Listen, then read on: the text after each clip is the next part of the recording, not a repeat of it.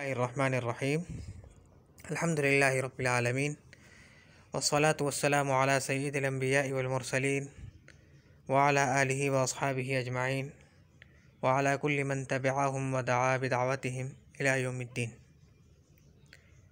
अद्दर्सुस्साबिउ, सातवां दर्स किताब की तरतीब के मुताबिक। इस दर्स का उन्वान है मुरक्कब इज़ाफ़ी। अब इस सबक को शुरू करने से पहले चंद बातें हैं जिनका जानना ज़रूरी है। अगरचे मेरे ख़्याल में पहले वो बातें आ चुकी हैं, लेकिन फिर भी इस सबक को समझने के लिए उन बातों को दोहरा देना मुनासिब होगा। सबसे पहले तो ये बात जान लेना चाहिए कि जो बोल भी इंसान के मुंह से निकलता है उसको लफ्ज़ कहते हैं। जो बोल भी इंसान के मुंह से निकलता है, यानी जो आवाज़ भी इंसान के मुंह से निकले, उसे लफ्ज़ कहते हैं। अब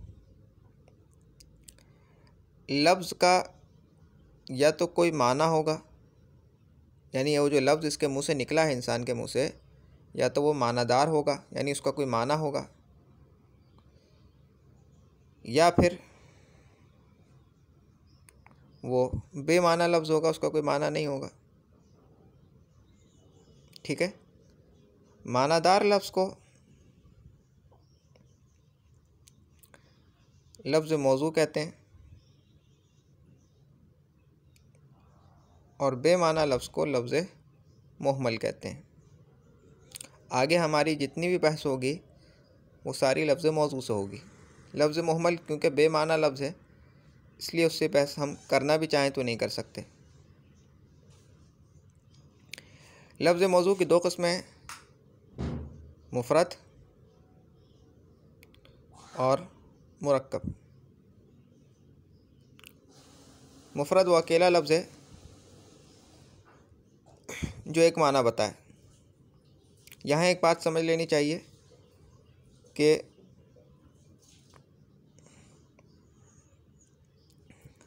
अरबी ज़बान में हर्फ जब हम कहते हैं हर्फ तो हर्फ जो है ये दो किस्म के होते हैं। एक हर्फ होते हैं हुरूफ तहज्जी, यानी वो हुरूफ के जिनसे किसी ज़बान के जिनसे मिलकर किसी ज़बान के अल्फाज बनते हैं, जैसे अलिफ, बा, ता, सा, जीम, हा, खा वगैरह। और कभी हम हर्फ बोलकर हर्फ माना मुराद लेते हैं, जैसे मिन, इला, हत्ता वगैरह। तो जितने भी लफ्ज़ हैं वो हुरूफ तहज्जी से मिलकर बनते हैं।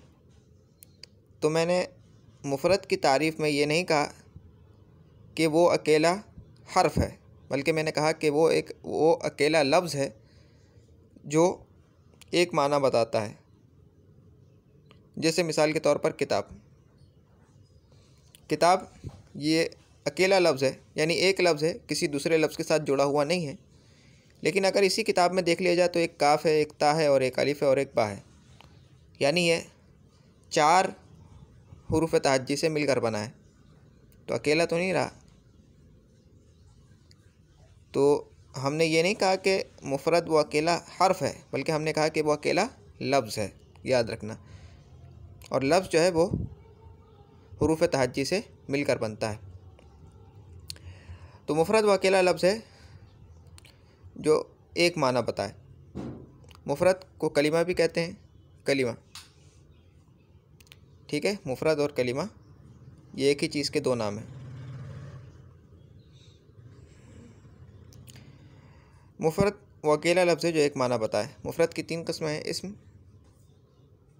फ़िल, हर्फ। यहाँ हर्फ से मुराद हर्फ तहज्जी या हर्फ मबानी नहीं है, बल्कि हर्फ माना है। इसको हर्फ माना कहते हैं, जो मुफ़रद की अक़साम में से है।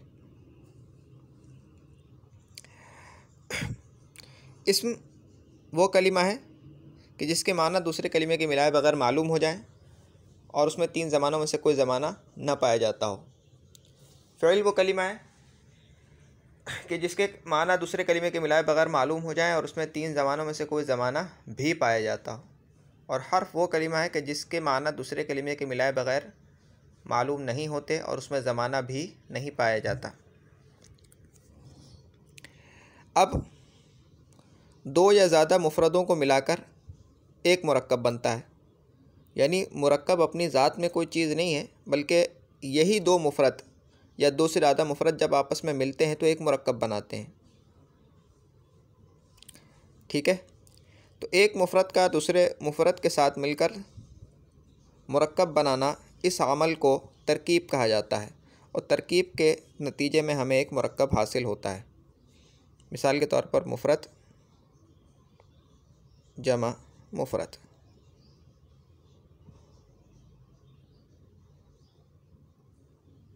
हासिल मुरक्कब के। ठीक है, अब मुफ़रद के साथ मिलकर जब मुरक्कब बनाता है तो इस अमल को तरकीब कहते हैं और तरकीब के नतीजे में मुरक्कब बन के आता है। अब जब मुरक्कब बन के आ जाता है तो मुरक्कब के अज्ज़ा के दरमियान जो जोड़ होता है, जो उनका ताल्लुक़ होता है, जो आपस में जिस चीज़ से वो जुड़े हुए होते हैं, वो निस्बत कहलाती है। ये निस्बत या तो कामिल होगी या नाक़िस होगी। निस्बत कामिल ऐसी निस्बत है कि जिसकी वजह से बात पूरी हो जाए, यानी सुनने वाले को कोई ख़बर या तलब मालूम हो जाए। जैसे ज़ैदुन आलिमुन, ज़ैद आलिम है। जब तुमने लफ्ज़ सुना तो तुम्हें बात मालूम हो गई, यानी बात पूरी हो गई, जुमला पूरा हो गया। अब तुम्हें इस बात को समझने के लिए किसी दूसरे लफ्ज़ को सुनने की ज़रूरत महसूस नहीं होगी। लेकिन अगर मैं ये कहूँ अल किताबु अल मुफीदु, अल किताबु अल मुफीदु यानी फ़ायदा देने वाली किताब, तो तुम्हें बात मालूम तो हुई लेकिन पूरी बात मालूम नहीं हुई, बल्कि अधूरी बात मालूम हुई। तुम्हें इंतज़ार रहेगा बात के पूरे होने का। तुम मुझसे कहोगे कि भाई क्या हुआ, बात पूरी करो, फ़ायदा देने वाली किताब, फ़ायदा देने वाली किताब, क्या हुआ फ़ायदा देने वाली किताब को? अल किताबुल मुफीदु, अल किताबुल मुफीदु, अल किताबुल मुफीदु, फ़ायदा देने वाली किताब, फ़ायदा देने वाली किताब। बात पूरी नहीं हुई क्योंकि तुम्हें कोई ख़बर या तलब मालूम नहीं हुई। मालूम हुआ कि बात जब पूरी होती है कि जब सुनने वाले को कोई ख़बर मालूम हो जाए या किसी चीज़ की तलब मालूम हो। ख़बर की मिसाल तो जैसे मैंने दे दी ज़ैदुन आलिमुन। तलब की मिसाल जैसे मैं तुमसे कहूँ कि उक्तुब, लिखो, अब भी बात पूरी हो गई क्योंकि तुम्हें तलब मालूम हुई कि कहने वाला मुझसे कुछ चाहता है। लेकिन यहाँ पे ना तो तुम्हें कोई ख़बर मालूम हुई ना तलब मालूम हुई, लिहाजा हम कहेंगे कि यहाँ बात पूरी नहीं हुई, जुमला पूरा नहीं हुआ और ये अधूरा जुमला कहलाता है, अधूरी बात।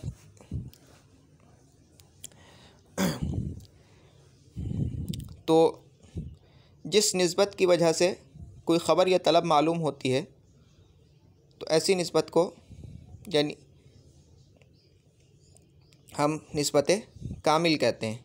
और जिस निस्बत की वजह से ख़बर या तलब मालूम नहीं होती तो यानी बात पूरी नहीं होती तो उस निस्बत को हम निस्बत नाक़िस कहते हैं।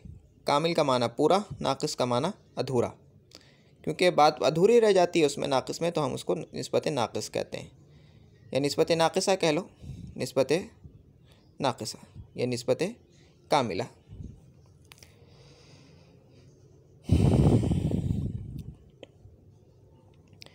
अब वो मुरक्कब कि जिसके अज्ज़ा के दरमियान की निस्बत कामिल है, वो मुरक्कब मुफ़ीद कहलाएगा। मुरक्कब मुफ़ीद मुरक्कब कामिल ही का दूसरा नाम है, मुरक्कब मुफ़ीद। और वो मुरक्कब कि जिसके अज्ज़ा के दरमियान की निस्बत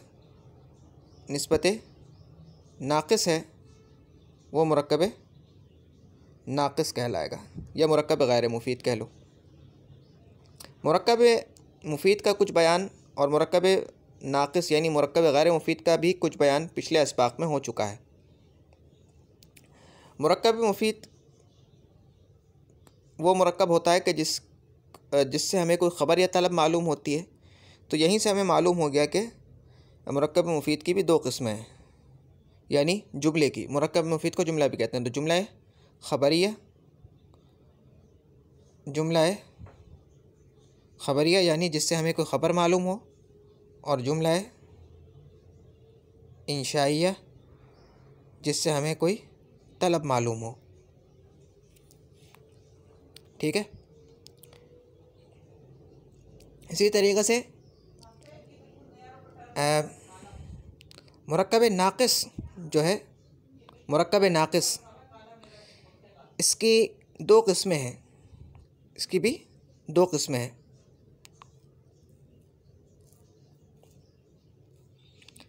अच्छा, एक और लिहाज से मुरक्कब मुफीद की दो और किस्में बन जाती हैं, जुमला इस्मिया और जुमला फ़ेलिया।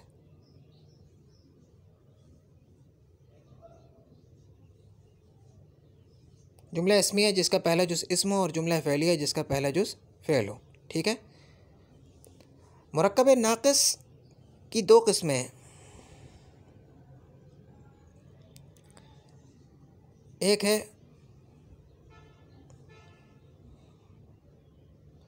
बुनियादी तौर पर मुरक्कब मुक़य्यद और मुरक्कब मुक़य्यद नहीं बल्कि तक़यीदी और मुरक्कब गैर तक़यीदी।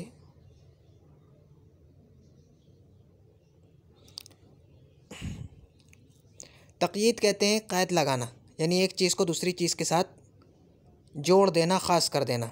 जैसे मैं कहूँ बाब, बाब माने दरवाज़ा। अब जब तुम बाब का लफ्ज़ सुनोगे तो तुम्हारे जहन में कोई भी दरवाज़ा आ सकता है, मस्जिद का दरवाज़ा, दफ्तर का दरवाज़ा, घर का दरवाज़ा, समझ गए ना। लेकिन जब मैं ये कहूँ कि बाबू मस्जिदी, बाबुल मस्जिदी, मस्जिद का दरवाज़ा, तो अब मैंने गोया के दरवाज़े को ख़ास कर दिया मस्जिद के साथ, कि ख़ास मस्जिद का दरवाज़ा, दफ्तर का, घर का और दीगर जगहों का दरवाज़ा मुराद नहीं है, सिर्फ मस्जिद का दरवाज़ा। तो गोया कि मैंने इसमें क़ैद लगा दी। तक़यीद कहते हैं इस क़ैद लगाने को, कि किसी चीज़ को ख़ास कर देना, कि भाई मस्जिद का दरवाज़ा, किसी और चीज़ का दरवाज़ा नहीं। इसी तरीक़े से किताबुन, किताब माने किताब, लेकिन जब तुम किताब सुनोगे तो कोई भी किताब मुराद ली जा सकती है। लेकिन अगर मैं कहूँ किताबु ज़ैदिन, अब तुम्हारे जहन में कोई यानी ज़्यादा किताबें नहीं आएंगी, बल्कि ख़ास किताब आएगी कि भाई वो किताब जो ज़ैद की है, ज़ैद की किताब। ठीक है।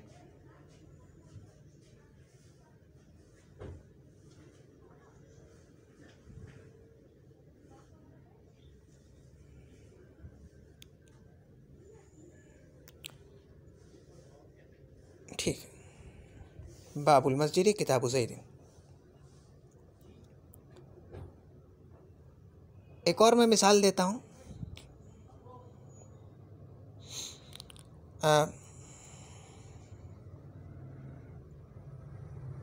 अल किताबु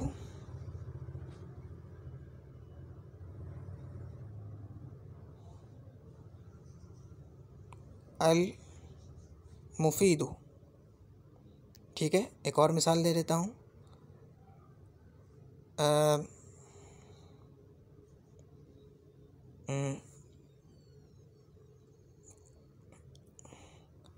अद्दारु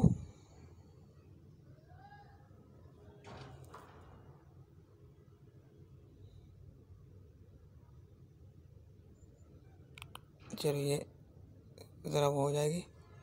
एक और मैं मिसाल दे देता हूँ, जैसे कि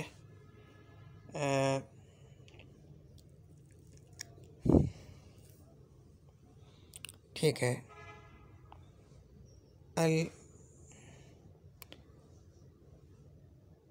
अल किताब ही ले लेते हैं। अल किताबु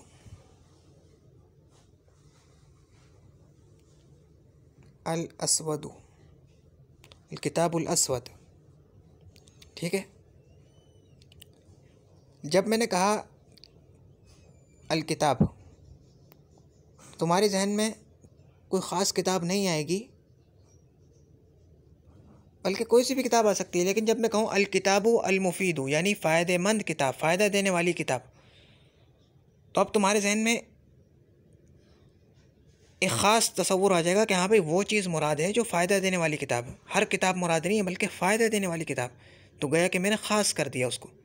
यानी पहले तो तुम्हारे जहन में एक बड़ा दायरा बन रहा था कि भाई ये किताब भी आ सकती है, ये किताब भी आ सकती है। मैंने उस दायरे को ज़रा तंग कर दिया। इसी तरीके से अल किताबु, जब मैंने कहा था कोई भी किताब आ सकती है जहन में, तो अल किताबु अल अस्वदु, काली किताब। अब भी तुम्हारे जहन में ख़ास किताब का तसव्वुर आएगा कि हाँ भाई वो किताब जो जिसका रंग काला है, हर किताब नहीं। तो ये क़ैद की मिसाल मैंने तुम्हें बताया। क़ैद लगाना जैसे, या उसको कहते हैं अरबी में तक़यीद। क़ैद लगाने को अरबी में तक़यीद कहते हैं। ठीक है, अब ये क़ैद दो किस्म की होती है। ठीक है, क़ैद इज़ाफ़ी,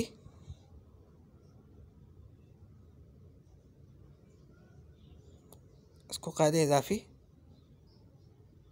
और क़ैद तौसीफ़ी। क़ैद तौसीफ़ी का बयान हम पढ़ चुके हैं, यानी मुरक्कब तौसीफ़ी मौसूफ़ सिफ़त जो होता है उसका बयान हम पढ़ चुके हैं। ठीक है, इसी क़ैद इज़ाफ़ी को तुम इज़ाफ़त भी बोल सकते हो, और इसी क़ैद तौसीफ़ी को तुम तौसीफ़ भी बोल सकते हो। तौसीफ़ जब हम आम ज़बान में बोलते हैं तो उसका माना होता है तारीफ़ करना, लेकिन यहाँ पर तारीफ़ करना मुराद नहीं है, बल्कि सिफ़त बयान करना मुराद है। अभी तो जो हम सबक पढ़ रहे हैं वो है मुरक्कब इज़ाफ़ी। ठीक है, मुरक्कब इज़ाफ़ी ख़ुद ब खुद हम ये बात समझ गए कि मुरक्कब इज़ाफ़ी मुरक्कब नाक़िस है, क्योंकि मुरक्कब इज़ाफ़ी जो है मुरक्कब नाक़िस की किस्मों में से है, और मुरक्कब नाक़िस में से भी मुरक्कब तक़यीदी की किस्मों में से है। मुरक्कब तक़यीदी और मुरक्कब गैर तक़यीदी में से मुरक्कब तक़यीदी की किस्मों में से है मुरक्कब इज़ाफ़ी। मुरक्कब तौसीफ़ी का बयान तो हो चुका है। अब आज के सबक में हम मुरक्कब इज़ाफ़ी का बयान पढ़ेंगे। तो इज़ाफ़ा, मुरक्कब इज़ाफ़ी को समझने से पहले एक और चीज़ समझ लेनी चाहिए, वो है इज़ाफ़त। इज़ाफ़त कहते हैं एक चीज़ की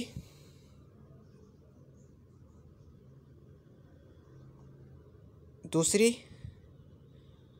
चीज़ की तरफ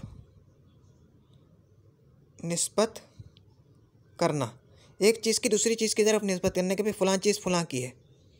ज़ैद की किताब, ज़ैद का घोड़ा, मेरी किताब, मेरा घोड़ा, इस तरह के जो लफ्ज़ होते हैं, हाँ, एक चीज़ की दूसरी चीज़ की तरफ निस्बत करना।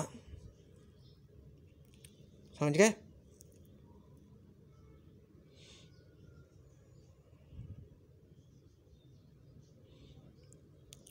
और हम इसकी वैसे इस्तिलाही तारीफ़ क्या करेंगे? मुरक्कब इज़ाफ़त वो मुरक्कब इज़ाफ़ी, वो मुरक्कब नाक़िस ना, हाँ ठीक है, वो मुरक्कब नाक़िस ना, इज़ाफ़त वो निस्बत नाक़िसा, जिस निस्बत का नाम है ना, इज़ाफ़त तो मुरक्कब का नाम ही, वो निस्बत नाक़िसा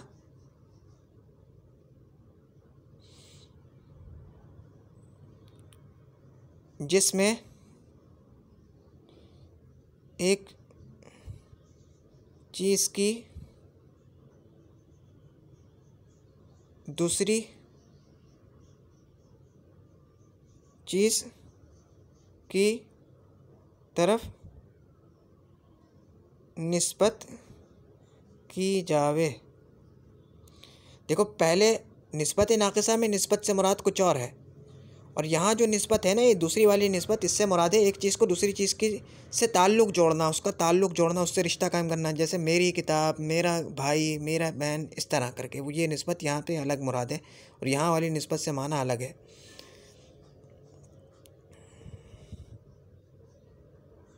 ठीक है। तो इजाफ़त वो निस्बत नाक़िसा जिसमें एक चीज़ की दूसरी चीज़ की तरफ निस्बत की जावे।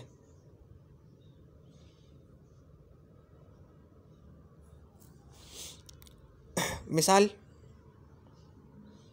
जैसे किताबु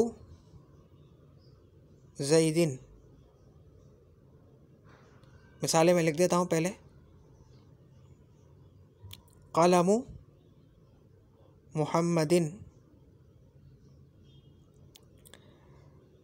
किताबुल्लाहि,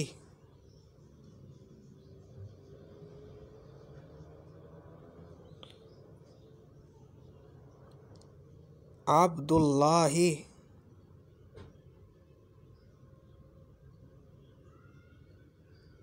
तौहीदुल्लाहि, सुन्नतु रसूलिल्लाहि।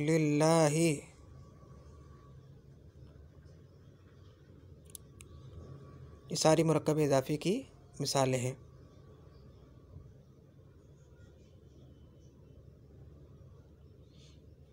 किताबु ज़ैदिन, ज़ैद की किताब। अब देखो मैंने किताब की निस्बत किसकी तरफ कर दी?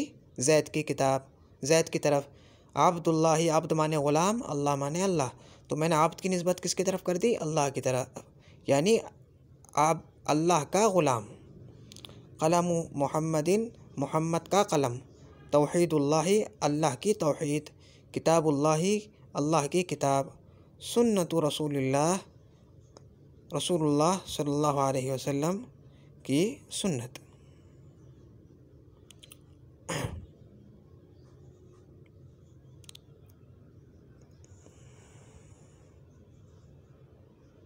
ठीक, किताब ज़ोदिन हो गया है तो क्या हुआ? ठीक है, और किताब ज़ैदिन, ठीक है। अब एक और चीज़ है समझने की। तो मुरक्कब इज़ाफ़ी जो होता है इसके दो अरकान होते हैं। एक मुज़ाफ़, यानी जिसकी इजाफ़त की जाए। जैसे मिसाल में किताब ज़ैदिन में किताब, किताब की इजाफ़त की है ना ज़ैद की तरफ। अब्दुल्लाह में अब्द, क़लम मुहम्मदिन में क़लम, तौहीदुल्लाह में तौहीद, किताबुल्लाह में किताब, सुन्नतु रसूलिल्लाह में सुन्नत।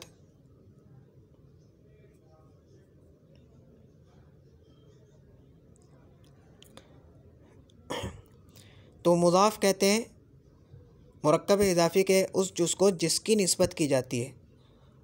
और दूसरा रुकन क्या होता है? मुज़ाफ़ इलैह, मुज़ाफ़ इलैह, यानी जिसकी तरफ निस्बत की जाती है। जैसे मिसालों में किताब ज़ैदिन में ज़ैद, क्योंकि ज़ैद की तरफ किताब की निस्बत की गई है। अब्दुल्लाह में लफ्ज़ अल्लाह, क्योंकि अल्लाह की तरफ निस्बत की गई है। क़लम मुहम्मदिन में मोहम्मद, यानी मोहम्मद की तरफ निस्बत की गई है क़लम की, कि भाई मोहम्मद का क़लम। तौहीदुल्लाह में अल्लाह की तरफ निस्बत की गई तौहीद की। किताबुल्लाह में अल्लाह की तरफ निस्बत की गई किताब की। सुन्नतु रसूलुल्लाह में रसूलुल्लाह की तरफ निस्बत की गई। और रसूलुल्लाह में भी रसूल मुज़ाफ़ है और लफ्ज़ अल्लाह मुज़ाफ़ इलैह है। ये मुज़ाफ़ इलैह मिलकर फिर मुज़ाफ़ बन, यानी मुज़ाफ़ इलैह मिलकर फिर मुज़ाफ़ इलैह बन रहा है सुन्नत का। गौर करो, तो सुन्नत की निस्बत किसकी तरफ की गई? रसूल की तरफ, और रसूल की भी निस्बत की जा रही है अल्लाह की तरफ। रसूल की भी निस्बत की गई अल्लाह की तरफ, तो रसूल की निस्बत की गई अल्लाह की तरफ। फिर ये दोनों मुरक्कब मुज़ाफ़ इलैह मिलकर फिर इसकी निस्बत, सुन्नत की निस्बत किसकी तरफ की गई? रसूलुल्लाह की तरफ। खैर, तो इज़ाफ़त के कितने रुकन हैं? दो रुकन हैं जिनसे मिलकर इज़ाफ़त होती है। जो इज़ाफ़त यानी जिनकी वजह से इज़ाफ़त होती है, यानी जो बुनियादी दो रुकन हैं इज़ाफ़त के, एक मुज़ाफ़ और एक मुज़ाफ़ इलैह। अरबी में इनकी तरतीब यूँ होती है, पहले मुज़ाफ़ आता है और फिर मुज़ाफ़ इलैहि आता है। ये तरतीब याद रख लो, तुम्हें बहुत फ़ायदा होगा। मुज़ाफ़ मुज़ाफ़ इलैहि, मुज़ाफ़ मुज़ाफ़ इलैहि। अब जब तुम्हें तरतीब याद हो गई, तो अब जब तुम्हें मालूम हुआ कि भाई ये मुरक्कब इज़ाफ़ी है, तो मैं तुमसे पूछूंगा कि भाई किताब ज़ैदिन में मुज़ाफ़ कौन सा है, तुम फ़ौरन कहोगे किताब। क्यों? क्योंकि तुम्हें तरतीब मालूम है, मुज़ाफ़ मुज़ाफ़ इलैहि, मुज़ाफ़ मुज़ाफ़ इलैहि, मुज़ाफ़ मुज़ाफ़ इलैहि। मुज़ाफ़ पहले आता है, मुज़ाफ़ इलैहि बाद में। अच्छा मुझे बताओ, क़लम मुहम्मदिन में मुज़ाफ़ कौन सा है, तुम कहोगे क़लम। तौहीदुल्लाह में मुज़ाफ़ इलैहि कौन सा है, तुम कहोगे लफ्ज़ अल्लाह। किताबुल्लाह में मुज़ाफ़ कौन सा है, किताब। ठीक है, तो तरतीब याद रख लेना, मुज़ाफ़ मुज़ाफ़ इलैहि की।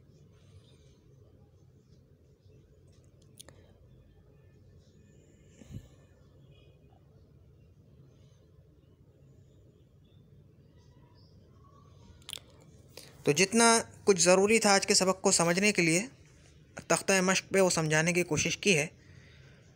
अब जब तुम्हारे जहन में वो बातें हैं अभी, तो अब तुम्हारे लिए इस सबक का समझना आसान हो जाएगा बहुत।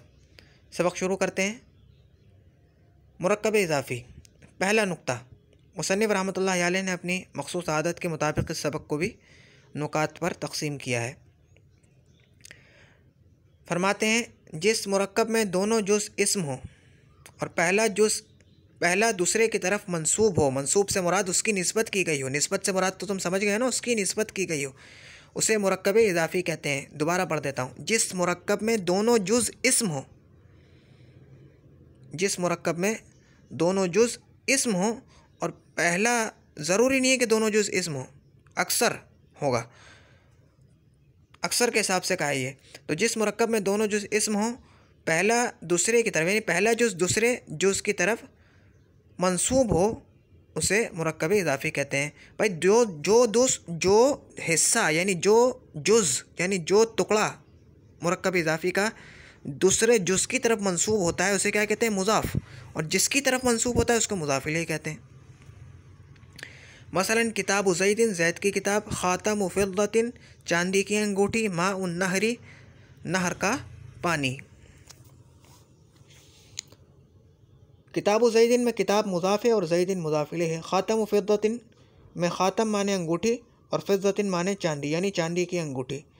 मुज़ाफ़ है ख़ातम और फ़िज़्ज़ा ये मुज़ाफ़ इलैहि है। माउन नहरी में मा मुज़ाफ़ है और अन्नहर ये मुज़ाफ़ इलैहि है। दूसरा नुक्ता, दो इसमों में इस किस्म की निस्बत का नाम इज़ाफ़त है। कैसी निस्बत? वो निस्बत नाक़िसा कि जिसमें एक चीज़ की दूसरी चीज़ की तरफ निस्बत की जाए, यानी इसको एक चीज़ को दूसरी चीज़ से मंसूब कर दिया जाए, उसका ताल्लुक़ जोड़ दिया जाए, उसका रिश्ता कायम किया जाए, वो इज़ाफ़त कहलाती है। मुरक्कब इज़ाफ़ी के पहले जुज़ को मुज़ाफ़, मुरक्कब इज़ाफ़ी के पहले जुज़ को यानी जिसकी निस्बत होती है उसको मुज़ाफ़ कहते हैं। और दूसरे जुज़ को मुज़ाफ़ इलैहि यानी जिसकी तरफ मंसूब हो, यानी मुज़ाफ़ इलैहि का मतलब जिसकी तरफ निस्बत की जाए कहा जाता है। मुज़ाफ़ माने जिसकी निस्बत हो। मुरक्कब इज़ाफ़ी के पहले जुज़ को मुज़ाफ़, दूसरे जुज़ को मुज़ाफ़ इलैहि कहा जाता है। ठीक है, तरतीब याद रख लो, मुज़ाफ़ मुज़ाफ़ इलैहि। चौथा नुक्ता, मुज़ाफ़ पर ना तो लाम तारीफ़ दाखिल होता, यानी अल दाखिल नहीं होता, ना तनवीन, बरखिलाफ़ मुज़ाफ़ इलैहि के। गौर करो अलामत, ज़रा मिसालों में गौर करो। किताब ज़ैदिन, ख़ातम फ़िद्दतिन, माउन नहरी। तीनों मिसालों में मुज़ाफ़ पर अलिफ लाम नहीं है, तनवीन भी नहीं है, ठीक है ना। लेकिन पहली मिसाल में देखो, किताब ज़ैदिन मुज़ाफ़ इलैहि पर तनवीन है, ख़ातम फ़िद्दतिन मुज़ाफ़ इलैहि पर तनवीन है, माउन नहरी मुज़ाफ़ इलैहि पर अलिफ लाम है।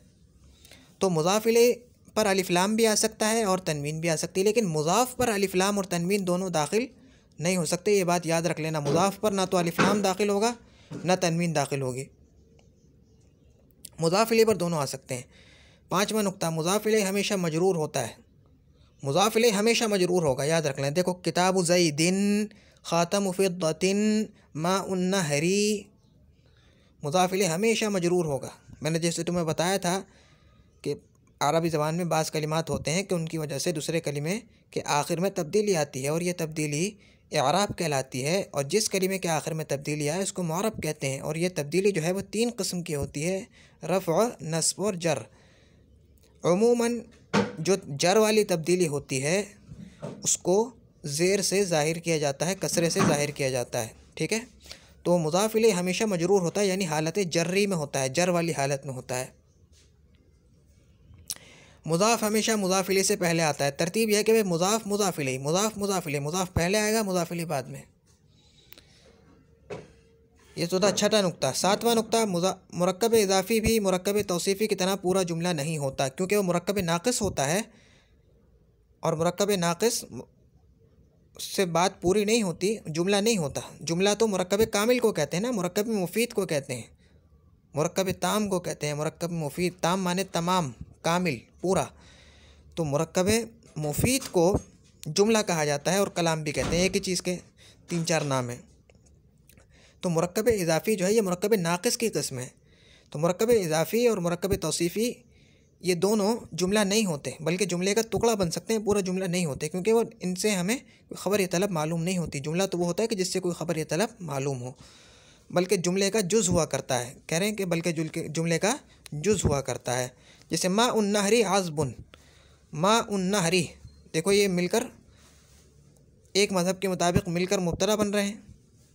ठीक है, और एक मज़हब के मुताबिक मा मुब्तदा है और नहर, नहर इसका मुज़ाफ़ इलैह है और आज़बुन ख़बर है मुब्तदा की। खैर, नहर का मीठा पानी, देखो ये दोनों मुब्तदा की जगह पर हैं। मा उन नहरी ये दोनों मुब्तदा की जगह पर आ गए ना, और आज़बुन ये ख़बर है। इस जुमले में मा उन नहरी मुब्तदा है और आज़बुन ख़बर।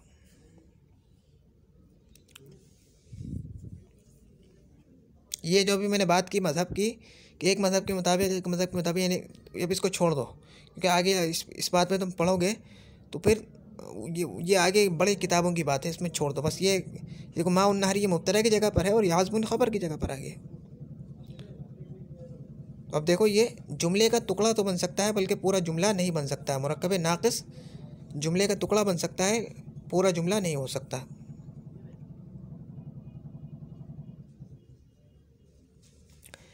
आठवें नुक्ते है कि बाज़ औक़ात एक तरकीब में कई मुज़ाफ़ इलैह होते हैं। बाज़ औक़ात एक तरकीब में, तरकीब तो तुम समझ गए ना, एक कलिमा जब दूसरे कलिमे के साथ मिलता है, मुरक्कब बनाता है, तो तरकीब है। तो बाज़ औक़ात एक तरकीब में कई मुज़ाफ़ इलैह होते हैं। जैसे बाबू बैतिल अमीरी, देखो पहला मुज़ाफ़ इलैह बैत और दूसरा मुज़ाफ़ इलैह अमीर। जैसे मैंने कहा था सुन्नतु रसूलिल्लाही, अभी मैंने मिसाल दी थी ना, देखो दो मुज़ाफ़ इलैह आ गए। तो बाज़ औक़ात एक तरकीब में कई मुज़ाफ़ इलैह होते हैं। जैसे बाबू बैतिल अमीरी, बाब माने दरवाज़ा, बैत माने घर, अमीर माने अमीर। तो बैतिल अमीरी अमीर का घर, बाबू बैतिल अमीरी अमीर के घर का दरवाज़ा। बाबू बैत इब्निल वज़ीरी, इब्निल वज़ीर, इब्नुल वज़ीर वज़ीर का बेटा, बैत इब्निल वज़ीर वज़ीर के बेटे का घर, बाबू बैत इब्निल वज़ीरी वज़ीर के बेटे के घर का दरवाज़ा, वज़ीर के बेटे के घर का दरवाज़ा।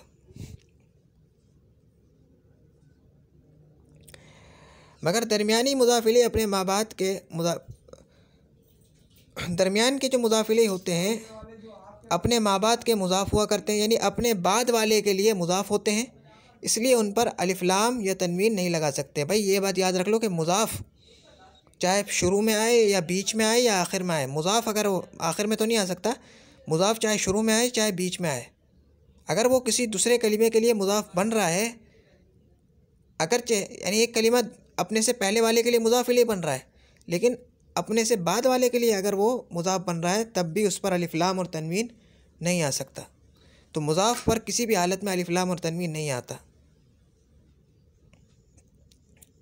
अगर वो मुज़ाफ़ बन रहा है, चाहे वो पहले वाले कलिमे के लिए मुज़ाफ़ इलैह है, लेकिन अगर वो किसी कलिमे के लिए मुज़ाफ़ बन रहा है तो अब उसके ऊपर अलिफ लाम या तनवीन नहीं आ सकता। ठीक है, और दूसरी बात याद रख लो कि मुज़ाफ़ इलैह मजरूर ही मजरूर होगा, मजरूर होता है हमेशा मजरूर, चाहे वो अपने से बाद वाले कलिमे के लिए मुज़ाफ़ बन रहा है, लेकिन क्योंकि वो अपने से पहले वाले कलिमे के लिए मुज़ाफ़ इलैह बन रहा है, लिहाजा वो मजरूर होगा। जैसे किताबू बाबू बैति इब्निल वज़ीरी, बाबू बैति इब्नी अल वज़ीरी।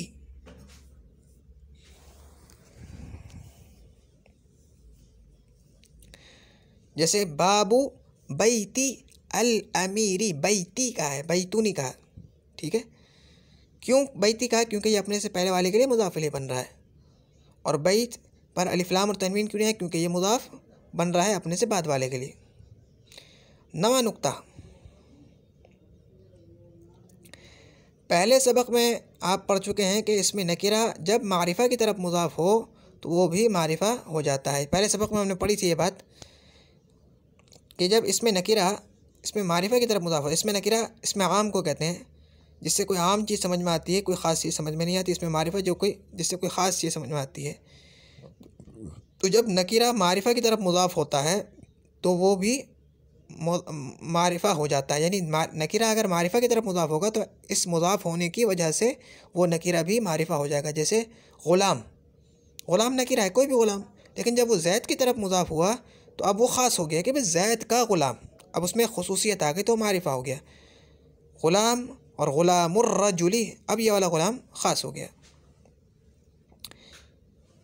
तो ग़ुलाम ज़ैदिन या ग़ुलामुर रजुली में लफ्ज़ ग़ुलाम भी मारिफा हो गया है।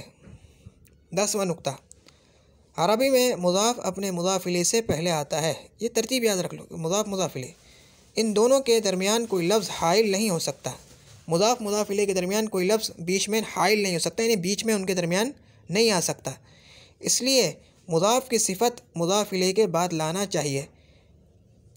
अगर मैं मुज़ाफ़ की सिफ़त लाना चाह रहा हूँ, भाई सिफ़त मौसूफ़ सिफ़त तो तुमने पढ़ लिया ना, मौसूफ़ सिफ़त तो तुमने पढ़ लिया है। अगर मैं मुज़ाफ़ की सिफ़त लाना चाह रहा हूँ तो मुझे मुज़ाफ़ इलैह के बाद में लानी पड़ेगी वो सिफ़त। पहले मुज़ाफ़, फिर मुज़ाफ़ इलैह, फिर मुज़ाफ़ की सिफ़त लेके आऊँगा। जैसे मैं कहूँ ग़ुलामुल मरअती, औरत का ग़ुलाम, लेकिन मैं चाह रहा हूँ कि उस ग़ुलाम की कोई सिफ़त भी बयान करूँ, यानी मैं चाह रहा हूँ कि भाई औरत का नेक ग़ुलाम, तो अब मैं यूँ नहीं कहूँगा ग़ुलामु अस्सालिहु अल मरअती, भाई ग़ुलामु अल ग़ुलामु अस्सालिहु, अल ग़ुलामु अस्सालिहु नेक ग़ुलाम, ठीक है। मैं यूँ नहीं कहूँगा अल ग़ुलामु अस्सालिहु अल मरअती, यूँ नहीं कहूँगा। क्यों नहीं कहूँगा? क्योंकि पहली बात तो ये है कि मुज़ाफ़ पर अलिफ लाम और तनवीन नहीं आ सकते, ठीक है। तो यहीं से तुम्हें इसका जवाब मिल जाएगा कि भाई मारिफा नकीरा और यानी मारिफा नकीरा होने में तो मुज़ाफ़ मुज़ाफ़ इलैह बराबर होते हैं। तो यहाँ पर तो मुज़ाफ़ मुज़ाफ़ इलैह बराबर नहीं हो रहे। ग़ुलाम पर तो अलिफ लाम नहीं लगा हुआ तारीफ़ का, तो अस्सालिह पर तो लगा हुआ है, तो कैसे एक दूसरे के बराबर होगा? ये सिफ़त कैसे बन सकता है? तो भाई क्योंकि ग़ुलाम मुज़ाफ़ बन रहा है और मुज़ाफ़ पर अलिफ लाम नहीं आ सकते और तनवीन नहीं आ सकती, इसलिए मजबूरी की वजह से उसके शुरू में अलिफ लाम नहीं आया है, वरना वो है क्या? मारिफा। और दूसरा जवाब ये भी दे सकते हैं क्योंकि ग़ुलाम मुज़ाफ़ हो रहा है अल मरअह की तरफ, तो जब नकीरा मारिफा की तरफ मुज़ाफ़ होता है तो भी इजाफ़त की वजह से ख़ुद मारिफा हो जाता है। तो अब ये भी मारिफा हो गया। तो ग़ुलाम ये मुज़ाफ़ है, अल मरअह ये मुज़ाफ़ इलैह है, अस्सालिहु ये सिफ़त है ग़ुलाम की। किसकी सिफ़त है? ग़ुलाम की। क्योंकि ग़ुलाम मुज़ाफ़ बन रहा है और इसलिए उसके ऊपर अलिफ लाम नहीं आ सकता, इसलिए ग़ुलाम पर अलिफ लाम नहीं लाए। और ये भी कह सकते हो कि ग़ुलाम अल मरअह की तरफ मुज़ाफ़ होने की वजह से मारिफा हो गया है, इसलिए उसके ऊपर अलिफ लाम लगाने की ज़रूरत नहीं रही। इस मिसाल में अस्सालिह ग़ुलाम की सिफ़त है इसलिए मरफ़ू है।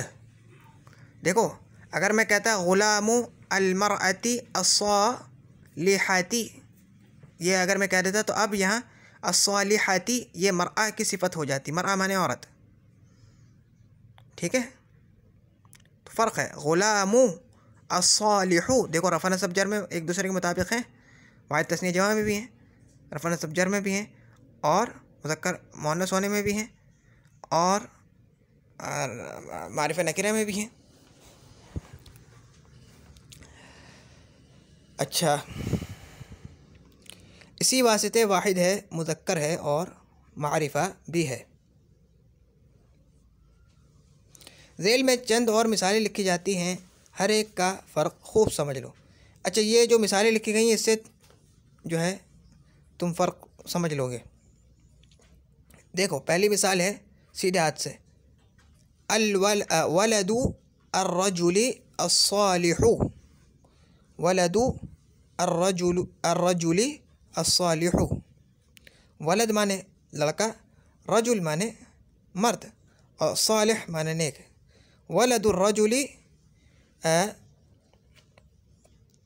आदमी का लड़का, वलदुर रजुली आदमी का लड़का, अस्सालिहु आदमी का नेक लड़का, मर्द का नेक लड़का, वलदुर रजुली अस्सालिहु। लेकिन अगर मैं ये कहूँ वलदुर रजुली अस्सालिही तो उसका मतलब होगा नेक आदमी का लड़का, क्योंकि ये जो अस्सालिह हो जाएगा अब ये किसकी सिफत हो जाएगी, रजुल की। तो वलदुर रजुली अस्सालिही तो नेक आदमी का लड़का। अब यहाँ इसका तर्जमा होगा, क्योंकि ये जो सिफत है ये किसकी हो जाएगी, मुज़ाफ़ इलैह की हो जाएगी। लेकिन अगर मैं बोलूँ वलदुर रजुली अस्सालिहु तो अब मैंने इसका किससे ताल्लुक़ जोड़ दिया, वलद से, तो अब ये होगा आदमी का नेक लड़का। बिन्तु अर्रजुली अस्सालिहतु, बिन्तु अर्रजुली अस्सालिहतु मर्द की नेक लड़की, बिन्तु अलमरअति अस्सालिहती। लेकिन अगर मैं यूँ कहता बिन्तु अलमरअति अस्सालिहतु तो होता है औरत की नेक लड़की। लेकिन अगर मैंने कहा जैसे कि किताब में लिखा है बिन्तु अलमरअति अस्सालिहती तो इसका तर्जमा क्या होगा, नेक औरत की लड़की, नेक औरत की लड़की। इसमें फ़र्क समझ लो कि भाई अगर मुज़ाफ़ की सिफ़त हमें लानी है तो वो मुज़ाफ़ इलैह के बाद में लेकर आएंगे। अगर मुज़ाफ़ इलैह की सिफ़त, अगर मुज़ाफ़ की सिफ़त लेके आनी है तो वो मुज़ाफ़ इलैह के बाद में लेके आएंगे। लेकिन मुज़ाफ़ और मुज़ाफ़ इलैह, लेकिन मौसूफ़ और सिफ़त वाले अहकाम उस पर जारी होंगे, यानी वो अपने मौसूफ़ से मुताबिक होगी मारिफ़ा नकिरा होने में, क्योंकि वो मुज़ाफ़ बन रहा है इसलिए वो अलिफ़ लाम से खाली होगा, वो मजबूरी है उसमें तो। लेकिन वो भी लेकिन वो चीज़ भी मानी जाएगी उसकी, क्योंकि वो मुज़ाफ़ बन रहा है इसलिए वो अलिफ़ लाम से खाली है, मजबूरी की वजह से, इसलिए उस पर अलिफ़ लाम नहीं आया है। और दूसरा जवाब भी मैंने दे दिया, क्योंकि वो मुज़ाफ़ हो रहा है किसी मारिफ़ा की तरफ, तो इसलिए वो भी जब मारिफ़ा की तरफ मुज़ाफ़ होगा तो वो ख़ुद उस इजाफ़त की वजह से वो ख़ुद मारिफ़ा हो जाएगा, तो लिहाजा अब अलिफ़ लाम लगाने की ज़रूरत नहीं रहेगी। लेकिन अगर वो नकीरा की तरफ भी मुज़ाफ़ हो रहा है फिर भी उसके ऊपर अलिफ़ लाम नहीं होगा। क्यों? क्योंकि जो अरबी ज़बान में मुज़ाफ़ पर अलिफ़ लाम और तनवीन नहीं आती, इस मजबूरी की वजह से हम उसके शुरू में अलिफ़ लाम नहीं लगा सके, तो ये मजबूरी है। तो दूसरी चीज़ जिस पे मुताबिक होना चाहिए वो है मुज़क्कर मुअन्नस। मुज़क्कर मुअन्नस में दोनों मुताबिक हैं, रफ़ा नस्ब जर में दोनों मुखातिब हैं, यानी मुताबिक हैं, मुताबिक हैं। और वाहिद तस्नीया जमा होने में मुताबिक हैं, एक दूसरे के मुताबिक हैं, यानी दोनों यकसा हैं। लेकिन अगर हमें मुज़ाफ़ इलैह की सिफ़त लानी है, अगर हमें मुज़ाफ़ इलैह की सिफ़त लानी है तो वो हम मुज़ाफ़ इलैह के बाद ला सकते हैं उससे मिला के।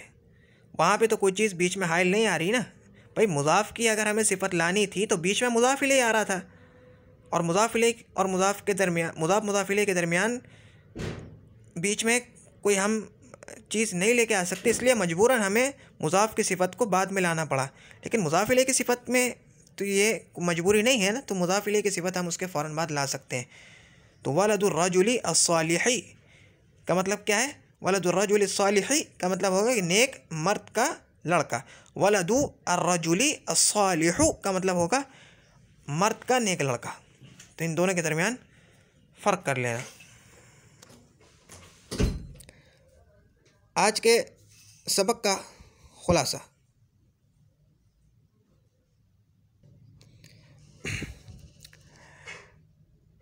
आज हमने मुरक्कब इज़ाफ़ी के बारे में पढ़ा, और मुरक्कब इज़ाफ़ी को समझने के लिए हमने पीछे से कुछ चीज़ें दोहराई जो हमें मुफीद साबित हुई हमारे लिए इस सबक को समझने के लिए। मैं वो बातें दोबारा नहीं दोहराऊँगा। और पहला नुक्ता जो है वो उन्हीं बातों पर है कि जिस मुरक्कब में इजाफ़त हो रही हो वो मुरक्कब इज़ाफ़ी कहलाता है, ठीक है। या जिस मुरक्कब के दो अज्ज़ा के दरमियान, दो अज्ज़ा में से पहला दूसरे की तरफ मंसूब हो, उसकी निस्बत की जा रही हो दूसरे की तरफ, तो ऐसे मुरक्कब को मुरक्कब इज़ाफ़ी कहते हैं। मुरक्कब नाक़िस मुराद हैं, मुरक्कब ताम नहीं। ठीक है। अब दूसरी चीज़ ये है कि मुज़ाफ़ पहले होता है, मुज़ाफ़ इलैह बाद में होता है। और तीसरी चीज़, मुज़ाफ़ पर अलिफ़ लाम और तनवीन दाखिल नहीं हो सकता किसी भी हालत में, ठीक है। अभी तो याद रख लो, एक हालत ऐसी है कि जिसमें जायज़ है लेकिन वो असल में वो इजाफ़त कहलाती नहीं है, वो मजाजी तौर पर उसको इजाफ़त कह दिया जाता है, वो अभी आ जाएगी बाद में। तो उमूमन जो असल कायदा है वो यही है कि मुज़ाफ़ पर अलिफ़ लाम और तनवीन नहीं दाखिल होता। और एक और बात याद रख लो कि मुज़ाफ़ इलैह हमेशा मजरूर होता है। ये तो बात पक्की है, बिल्कुल अपने दिल पर लिख के रख लो, बिल्कुल पत्थर पे लकीर है, मुज़ाफ़ इलैह मजरूर है। और मुज़ाफ़ अलिफ़ लाम और तनवीन से खाली होता है 99%। 1% होता है, वो भी सूरतन कुछ इख्तलाफ होता है, लेकिन 99% ये भी बिल्कुल पक्की बात है। ये दो बातें याद रख लो कि मुज़ाफ़ इलैह पर अलिफ़ लाम और तनवीन, मुज़ाफ़ पर अलिफ़ लाम और तनवीन नहीं आता, और मुज़ाफ़ इलैह हमेशा मजरूर होता है। मुज़ाफ़ पहले आएगा, मुज़ाफ़ इलैह बाद में आएगा, ठीक है। और जिस तरह मुरक्कब तौसीफ़ी में मौसूफ़ सिफ़त दोनों से मिलकर जुमला नहीं बनता, इसी तरीके से मुज़ाफ़ इलैह से मिलकर भी पूरा जुमला नहीं बनता, बल्कि जुमले का एक जुज़ बनता है, एक टुकड़ा बनता है। और बाज़ औक़ात एक तरकीब में कई मुज़ाफ़ इलैह भी जमा हो सकते हैं, यानी मुज़ाफ़ इलैह या मुज़ाफ़ इलैह मुज़ाफ़, यानी मुज़ाफ़ इलैह फिर उस मुज़ाफ़ इलैह के लिए कोई दूसरा मुज़ाफ़ इलैह बन रहा होगा, जैसे बाबू बैतिल अमीरी, बाबू बैति बिनिल वज़ीरी, इस तरह कई मुज़ाफ़ इलैह भी जमा हो सकते हैं, ठीक है। और अगर इसमें नकीरा मारिफ़ा की तरफ मुज़ाफ़ हो जाए तो इस इजाफ़त की वजह से वो नकीरा भी मारिफ़ा हो जाता है। और अगर हमें मुज़ाफ़ की सिफ़त लानी है तो हम मुज़ाफ़ इलैह के बाद में लेकर आएंगे, क्योंकि मुज़ाफ़ इलैह के दरमियान कोई चीज़ हाइल नहीं हो सकती, उनके दरमियान में कोई चीज़ आ नहीं सकती, तो हम मुज़ाफ़ की सिफ़त को मजबूरन मुज़ाफ़ इलैह के बाद में लेकर आएंगे। अरब का यही दस्तूर है, अरब इसी तरह लेके आते हैं कि मुज़ाफ़ इलैह की सिफ़त को, मुज़ाफ़ इलैह की सिफ़त को तो फ़ौरन ला सकते हैं, वो अब मुज़ाफ़ इलैह की सिफ़त तो अपनी जगह पर ठीक है, लेकिन मुज़ाफ़ की सिफ़त अगर हमें लानी है तो मुज़ाफ़ इलैह के बाद में लेकर आएंगे। फ़र्क कैसे करेंगे? एराब के ज़रिए से। वलदु अर्रजुली अस्सालिही का तर्जमा होगा कि नेक मर्द का लड़का, और वलदु अर्रजुली अस्सालिहु का मतलब होगा कि मर्द का नेक लड़का। दोनों में फ़र्क हो जाएगा, एराब की वजह से हमने कर लिया। बस ये आज का सबक था, अब तक के लिए इतना ही। सुब्हानकल्लाहुम्मा व बिहम्दिका अशहदु अल्ला इलाहा इल्ला अंता अस्तग़फिरुका व अतूबु इलैक। सुब्हान रब्बिका रब्बिल इज़्ज़ति अम्मा यसिफ़ून व सलामुन अलल मुरसलीन वल्हम्दुलिल्लाहि रब्बिल आलमीन। अस्सलामु अलैकुम व रहमतुल्लाहि व बरकातुहू।